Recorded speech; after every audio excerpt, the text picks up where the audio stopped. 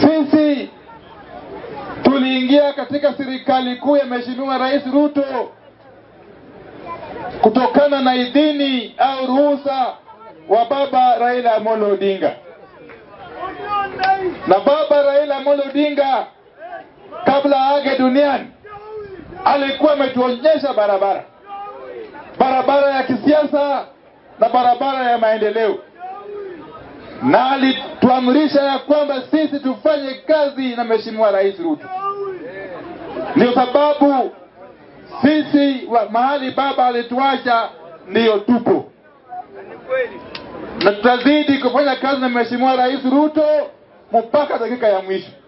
Na isitoshe, wengine wetu tushaamua tayari ya kwamba itakapofika uchaguzi mwingine, uchaguzi ambao unakuja mwaka 2027, tutamuunga mkono Mheshimiwa Rais Ruto ili apate tamu yake ya 2, ili akamilishe tamu zake za 2, alafu Kenya isonge mbele.